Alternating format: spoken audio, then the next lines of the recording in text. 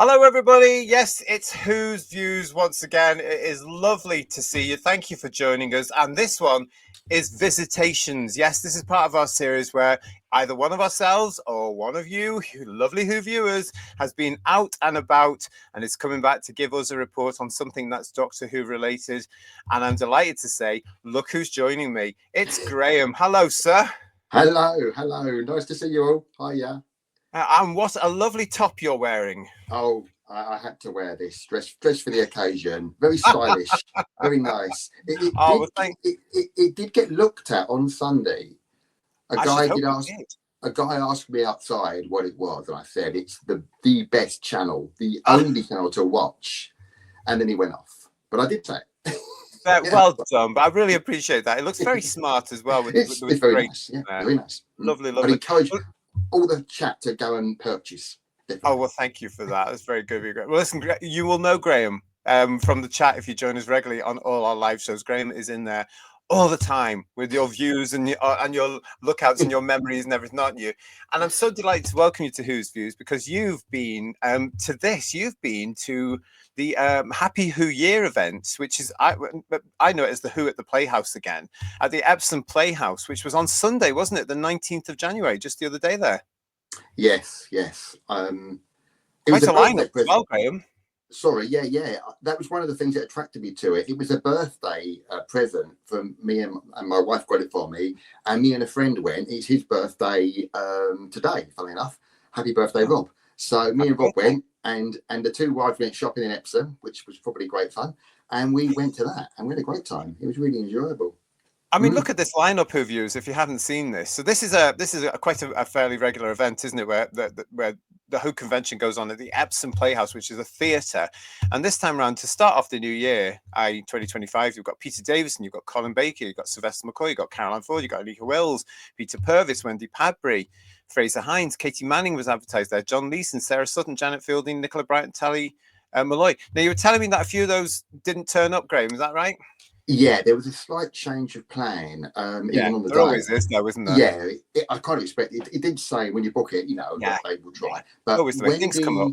Wendy Fraser and John Leeson couldn't make it, but they were replaced by Philip Hinchcliffe and Derek Martin, who is very interesting, Derek. And on the day, Wow. unfortunately, Katie became a victim to the British Rail problem and couldn't make Oh, it, sadly.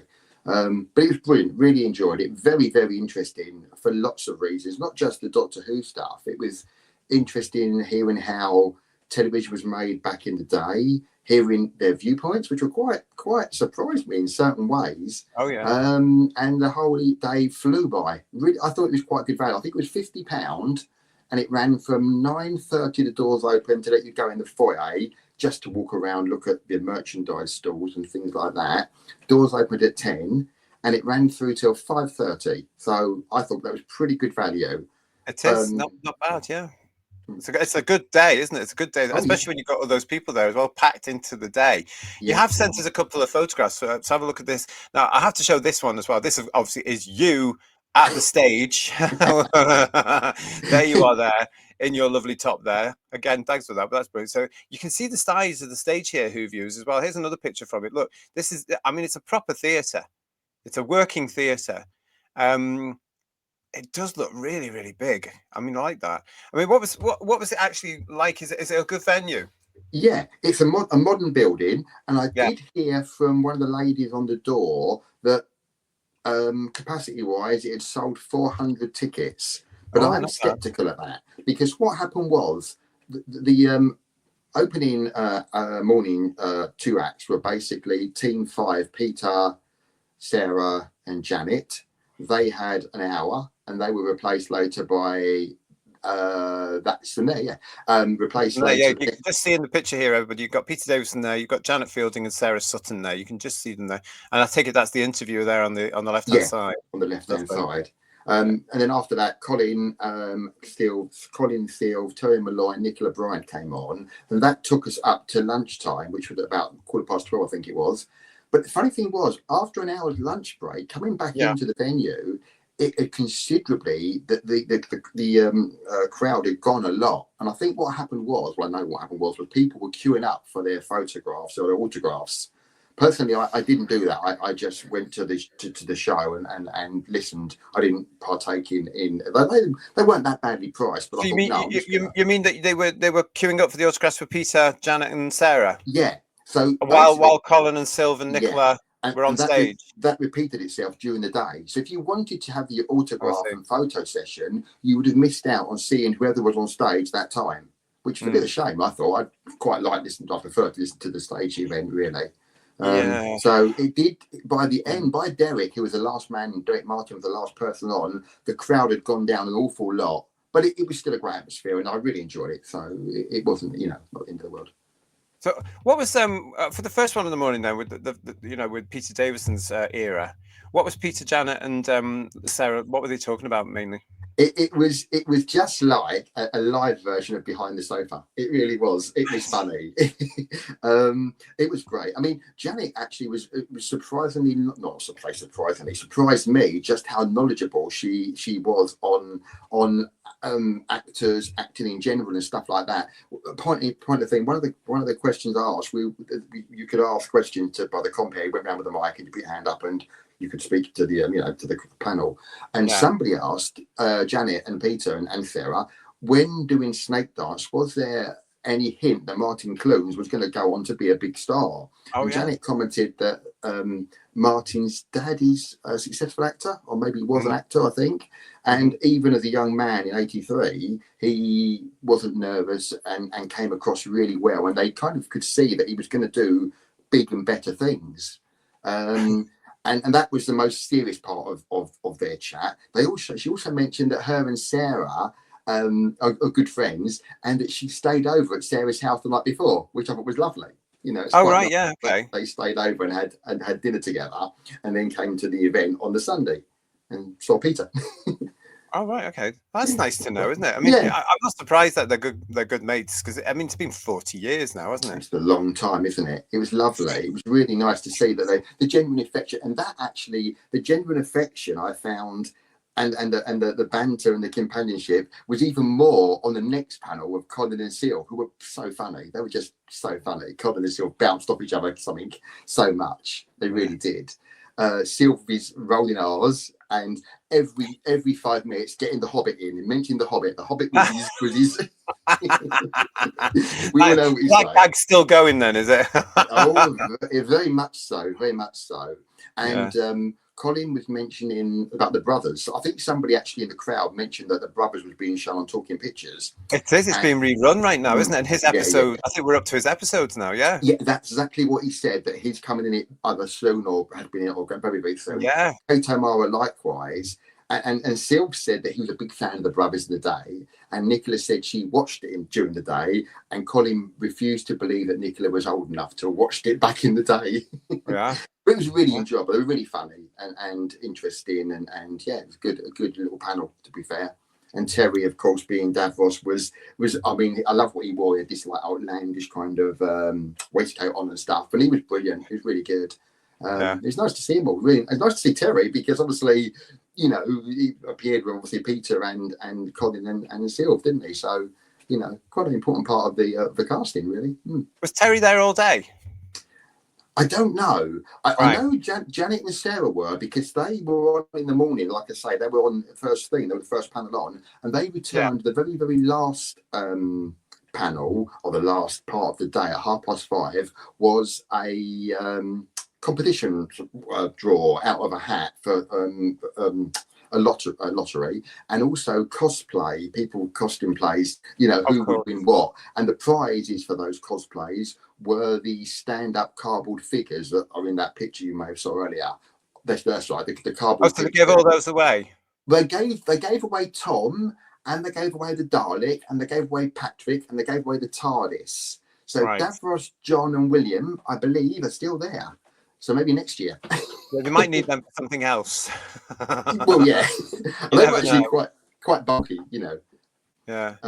But the people that won the cosplay, it was really good actually. It was a Tom and an Ice Lord. I didn't get a photograph, so I didn't. You know, it's not really fair. Wow, But that's amazing. the lady, and they were part, obviously a partner, you know, a husband and wife, or boyfriend and girlfriend, and I presume, and the Ice Lord lady kept the full mask on and the full outfit on for the entire 9.5 hours. All through the whole thing. That's insanity. That's terrible. So deservedly winners. They were great. And there was also an Andred costume, Chancellery Guard from the Invasion of Time, the red and white parading. There was a Time Lady. There was a baby in arms, must be about 18 months old, in a Tom Baker a season 18 coat and a scarf. And he deservedly won something. He won something. I think he won a Target book or something. I'm not sure. Yeah, well, that'd be handy. Yeah, I'm sure he'll have that. Okay. Maybe in the future, if they're still reading. I see that Alistair Pearson was also there as well, because he took these pictures. There's Alistair with Sarah in the background on the left-hand side and Janet.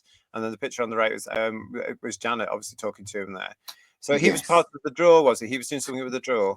He was indeed, yes, he was indeed. That was at the very end of the afternoon drawing the lottery. And I think he was giving away, it's a bit of a blur now, but I think he was giving away original artwork, signed artwork cards and things like that, as opposed to the cardboard cutouts. It was nice for everybody. Very good. Very, very good. So you obviously had a great time there. I mean, did you actually indulge? Did you actually spend any money and pay for any autographs or anything like that?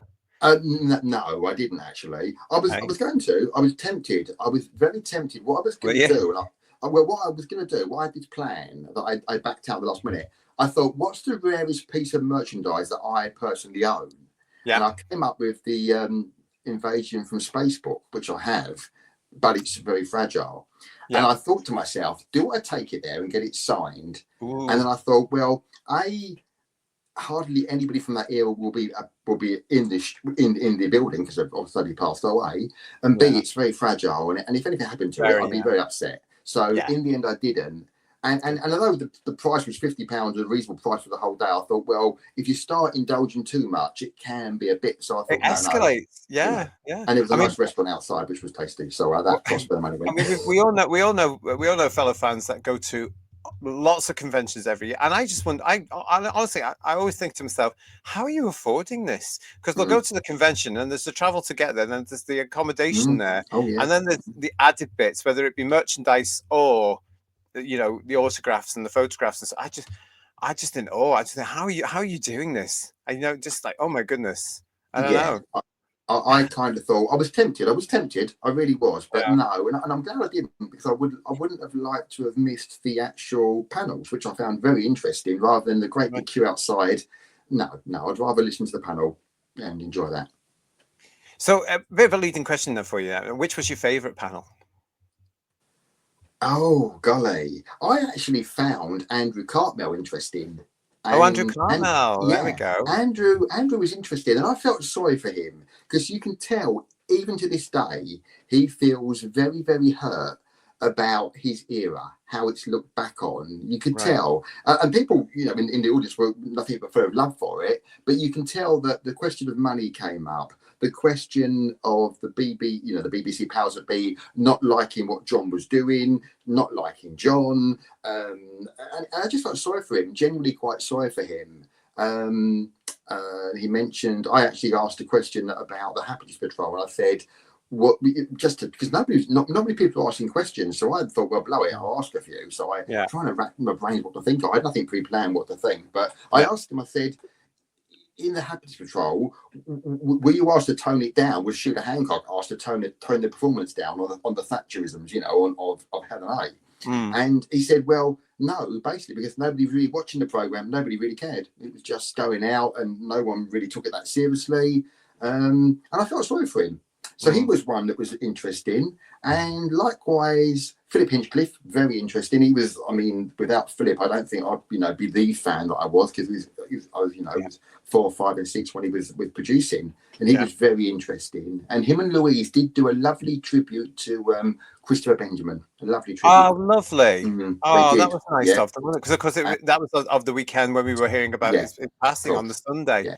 They both said he was such a good actor and such a great performance in Talons, and worked so well with Christopher, not Christopher, the other chappie. Jay won't like it, but I can't think of him. Trevor. But yeah, that was nice. And they also, the question came up about Tom back in the day in the 70s.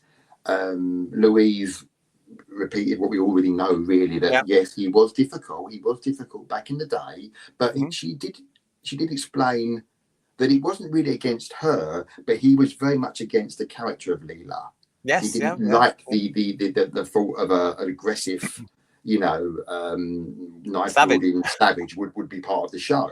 And obviously they've now made up, and she really adores him. And she said it'd be great. I think it was his birthday on the same day, wasn't it, or the day before? And she said, "Happy birthday, Tom!" And wouldn't it be lovely if he gets to 100 and all that, and he fully deserved his recent award. And spoke very fondly of him, which was nice to hear. I mean, at times a great healer, but I can. I've always said I can always understand where Tom was coming from, because Leela was such a removal of a character. She, a brand new, fresh character, especially coming after the traditional pattern that come beforehand. Oh, completely. And for a companion to be wandering around with a knife, I can see where he's coming. It wouldn't be allowed today, not at all. No, gosh, no. It was a very brave move looking back, wasn't it? And Louise played it brilliantly, and we all love her for it. And she played such a good part in it. She did. Philip also kind of hinted that if he hadn't have kept a rein on Tom, it could have got out of hand. But he said, although he was young, he was very strict. And he said back in those days, the producers were like, we really have the power. So he was the man, and he said he had no intention of failing. He wanted to make a good job of the show, him and Bob Holmes. So he had every intention of making a success. And that meant Tom towing the line and, acting the part properly, which of course we all know how much the great era was. One thing Philip did say, which you might be able to help me out, or the chat, or people on the in the chat will might be able to when they watch this, was Philip said that he gave Christopher Eccleston his first job on telly. Right. He didn't say what it was, and I have no idea. I'm not a massive fan of the new series, so I don't know. But apparently, Philip, as far as I understand it, I think it's what I heard, was that he gave Eccleston his first TV role in whatever it would have been. I don't know. No idea. I've got no idea. No idea about that. I only knew Eccleston from our friends in the North onwards. I didn't follow anything beforehand, and no, I don't know. But if you know, put it in the comments box and let us know. But no, don't know anything about that. So no clue. Actually. So all right. Well, yeah. So listen. Was there any mention of the new version, the new series of Doctor Who from anybody there, or were they all just towing the line and not saying anything? There was not so much. Certainly the morning panel. I think Peter kind of went the Fifth Amendment, didn't say anything, but Nicola and Janet and Sarah seemed quite on board with it. Not too much mention of the Gatwa stuff, but there was some. To be fair, there was some, and they were positive. But that mood changed a bit as the day went on. None more so than Peter Purvis, who was quite vocal. Well, Peter, not so much against the casting or anything, but I think his bugbear was in his day, what he loved about the show was the unpredictability. And he said, in his opinion, the fact that the TARDIS could go anywhere and the Doctor would have no idea where he would be was a great sense of adventure. And he really enjoyed that aspect of the show. And I think he feels that in the newer series, you could kind of get the vibe that, he wasn't happy with the fact that I even got an impression. I'm trying to think of what he actually said. I lost really, but he kind of got an impression that he was far from impressed with the stories for certain, the acting maybe, the way the show was going as well. I think Peter's probably quite an old school kind of character. And it was quite refreshing to hear. He didn't toe any sort of lines, and he said, "It's very realistic, Mr. Purvis." I've seen him on things. I've seen him on things like GB News or Talk or whatever it was, where they were debating Doctor Who and they were discussing Doctor Who, and he was very honest in that by saying it's not as good as it was. I'm paraphrasing there. It was a similar kind of vibe. I mean, even Louise commented that she thought the idea of the Christmas special of the hotel with the rooms leading into whatever, I gave up by then, but she thought it was a good idea, but she didn't like the way it was put across and the application of it all. So she wasn't fond. Likewise, Mr. Cartmell, he mentioned he hadn't actually watched much of it either. He said he's not watched a lot of it.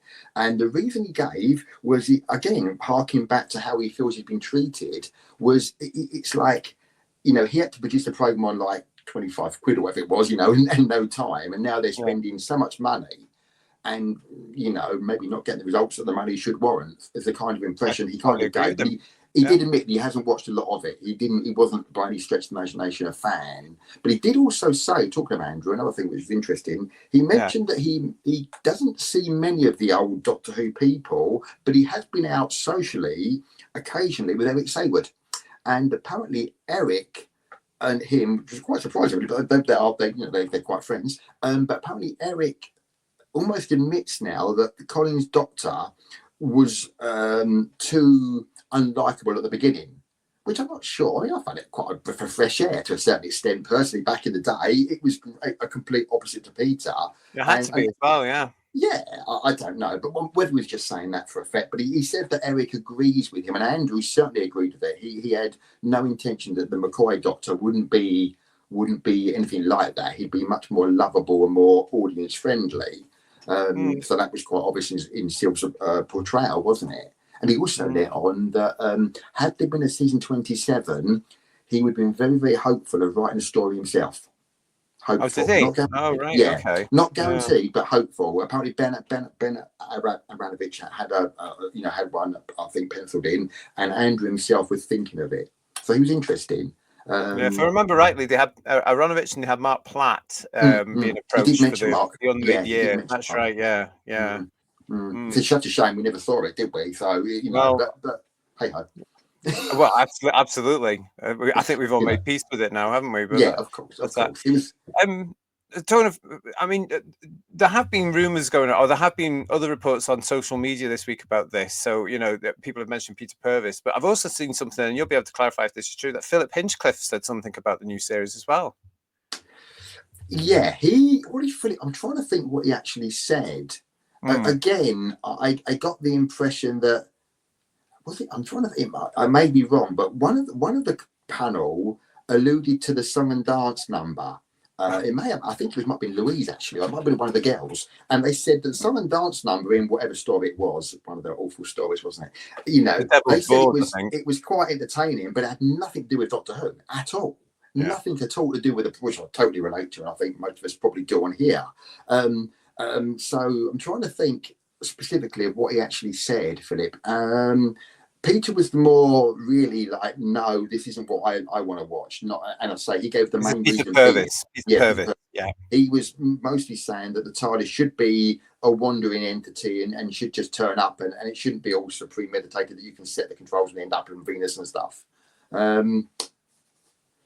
Philip, yeah, he I can't really think of actual a proper thing, but him.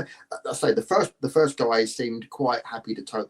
Colin in particular, he seemed quite a fan of it. Colin with Shooty. To be fair, I won't. I can't say he. Yeah, but it's interesting, isn't it? Because as far as I'm aware, Mr. Baker hasn't watched many of the episodes. And he said the same thing about the Whittaker era. He said he hadn't watched them. Sometimes I think that some people have an ability just to be wanting to support it for the sake of wanting to support it. Yeah. I did notice that. I mean, at this convention, obviously every guest was from the classic series. But looking at the costume play, the only people I saw one lady in a Whittaker t-shirt. And I don't think I saw anybody else with any modern stuff on at all. I did see a guy, I must tell you, a guy in a t-shirt with a picture of the war chief on it, and it had, he's not the master, he's a very naughty boy, with a war chief on it. Very good. Well done, that person. Well done, that person. Yeah, I saw him. So what was the atmosphere like with all the fans then, especially as all these sort of revelations coming out? Because it seems to me that some of the actors, I mean, Peter Purvis has always been quite brave, as has Fraser. and Anika, to be honest as well, they've all been quite brave about being saying, I don't like this version about the last version. If they're going to continue that into this, like many other, like millions of other fans, it's no surprise really. But you know, what was the fans' reaction to this revelation that some of these actors might be coming out and getting a bit brave enough now to be able to criticize it a little bit? To be truthful, in the auditorium, there was no signs of discontent. In fact, in conversely, there was people more nodding their heads quietly. Oh, I'm sure. Yeah. I think.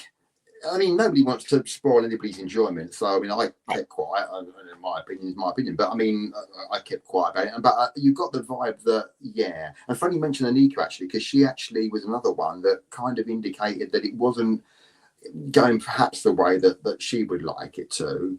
But she was so funny. She was such a nice lady, and I can't get over that. I mean, her age, she's so belies her age. Oh, she looks fantastic, doesn't she? A quick wit and fully with it. And one of the questions one of the guys asked was, can you tell us any gossip behind the scenes of Doctor Who back in the 60s? And she said, no, not really. She said there was some fun and games, she said, but to be truthful, it was bloody hard work. We were working really hard.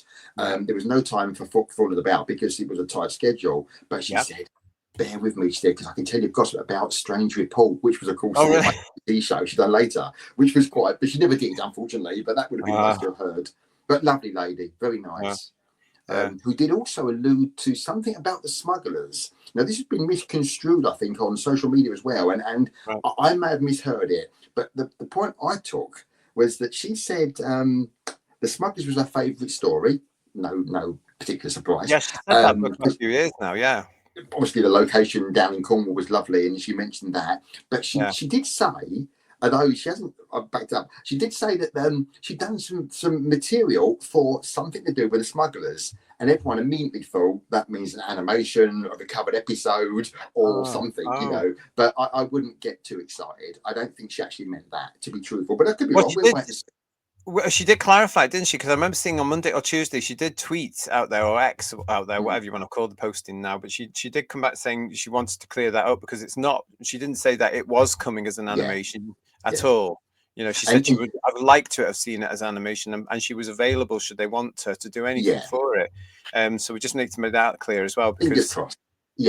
Fingers crossed. I mean, if she wants to get involved with it, I think that would be lovely. And but you know my feelings about animations is don't be bothering.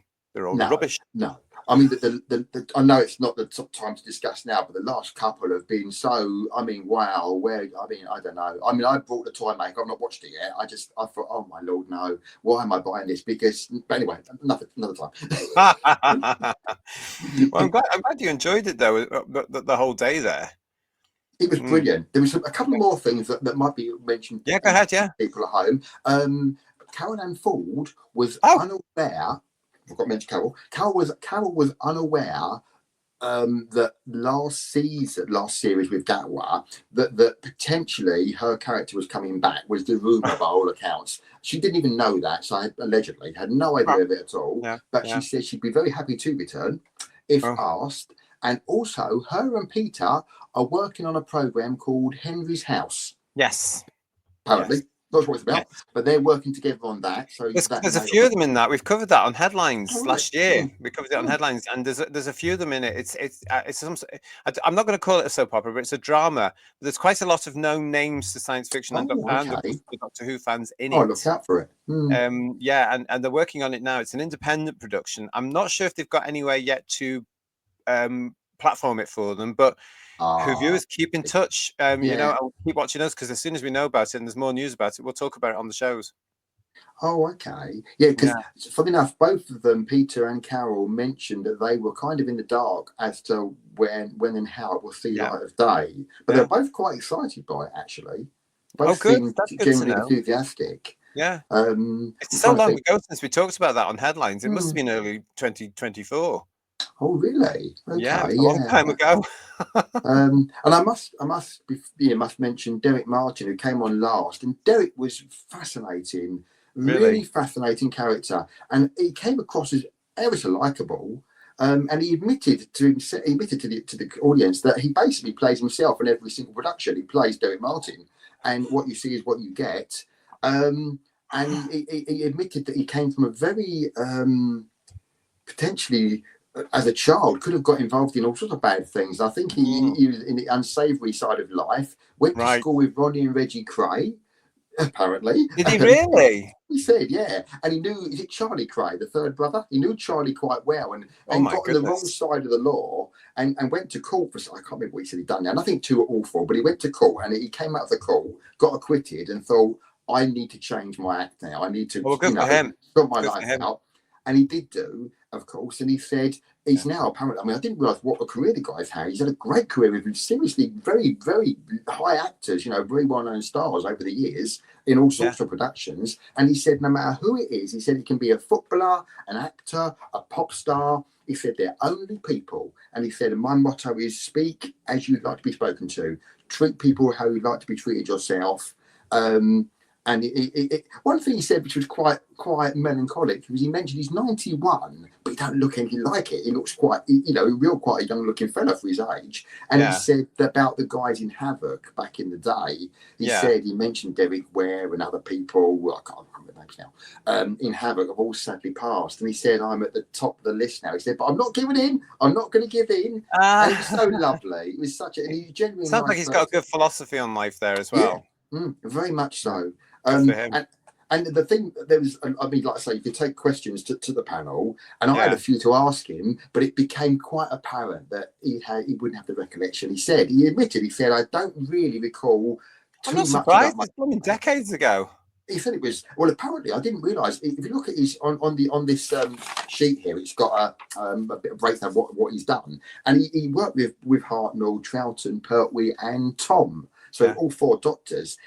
He said John was a gentleman, an absolute gentleman. He spoke very highly of Pertwee. He said he was really funny, very welcoming, very professional. And he mentioned a stunt that went wrong, which I think might have been from Ambassador of Death. I'm not sure. I don't know. But he said a stunt went wrong. And John blew his top. John was really cross because it could have been serious, and he, that wasn't. John wanted to show properly. Another guy asked from the crowd or the audience, did Derek have any memories of being Liz Shaw running across the weir with Marlowe? Yeah. And he said he remembers doing it, but no more than that. He said it's such a long time ago.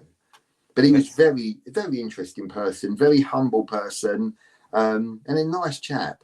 And obviously, I mean, I haven't watched it, but apparently he was very big in EastEnders. Apparently so. Yeah, apparently 15 years, he said. Apparently 15 years in EastEnders. My mum told me he was. In EastEnders? My mum said he was. Yeah, my mum knew him. My mum was an 86-year-old. She knew him and said, oh, no, yeah, he was in EastEnders. Yeah. So, go figure.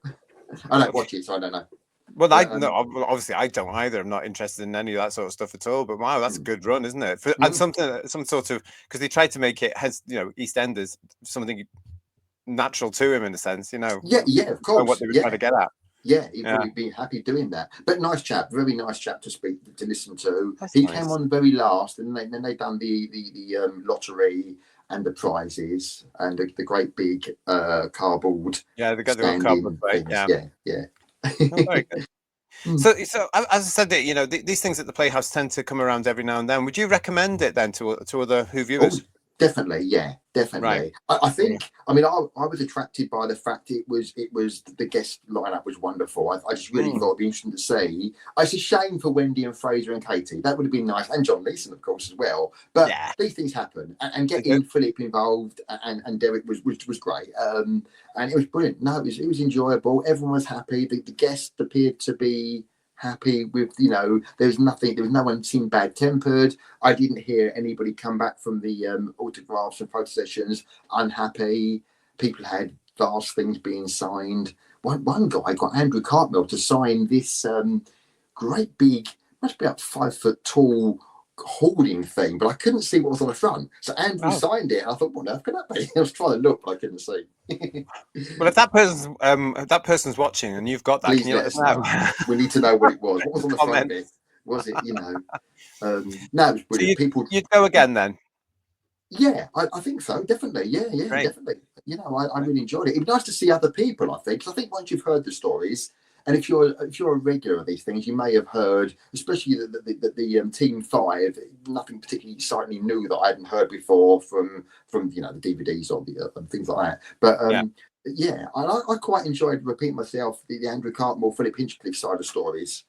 Quite interesting how it was made. And Philip mentioned about Bob Holmes and his love of the macabre, which we all knew about, which was wonderful, and he said he had to rein him in a bit sometimes, to bring him back down a bit. But no, it was all good. It's interesting as well, isn't it? I mean, if any interviewer was brave enough, I'd certainly would be asking them things like, all right, so let's know more about what you think of the new series. Why aren't you watching it? What's going on? That's something different for fans to listen to, whether they like the answers or not. But I think everybody's still a little bit scared about giving any sort of honest opinion, but maybe the tide's changing a bit. Well, it kind of could have happened. I mean, my friend Rob said to me, "Are you going to ask what I think of Gatwa?" And I said, "I don't know if I'm brave enough." So I wasn't, but it could have. And it's a relevant question, isn't it? It's a relevant question. You haven't got to be rude. I mean, we've all got our favourite heroes. No, it's an opinion. It shouldn't be. It shouldn't be. No. An opinion is an opinion, and it has to be honest. And you shouldn't be judged for having that opinion. But unfortunately, in this society we've created, we are. It's a shame, isn't it? Like I say, repeating myself, Lo, I thought, looking at the fellow people, not one person was in, apart from the lady in the Jodie t-shirt, nobody, I didn't see anybody else in any new series stuff at all. There was no leather jackets, there was no bow ties, there was no brown suits. You know why that is? I reckon that's why that is. It's because when you look at who was invited to this, and it is classic proper Doctor Who, so it doesn't bring in their minority audience that watch the new stuff. So they're the ones that tend to dress up as the Whittaker Doctor or the Gatwood Doctor. Everybody else is going to go for more serious, proper characters. I would have thought, age-wise, most people were that were my kind of age. I would have thought some younger, some older. So there's a few younger ones as well. But I would have thought the demographic would have been our ages. I would have thought. Looking around. Well, it would be for who was there, That's nice. Well, it's good to know that you go again, because they might do another one this year. It might be next year. Who knows? Well, I'd like to say I would like to have seen Katie and Fraser and Wendy. It would be nice. I would be nice to have heard what Wendy and Fraser thought of the War Games. That would be nice, the colour version. Well, you probably haven't watched it, but somebody somewhere's got to ask them about it at one of the gigs. They're bound to be going to another gig soon. I tell you, it would have been a relevant question, wouldn't it? Because the colour version we're talking about now. Of course, the abomination. Yeah. Oh well, listen, Graham. Thank you so much for saying you were going, and thank you for coming on to Visitation and telling us all about it. I really appreciate it. Really appreciate that. And if you do go to anything else, do let me know. Of course, definitely. I will do. Thank you. As soon as you're down that neck of the woods and I'm not, I'm all the way up here. It's good to know.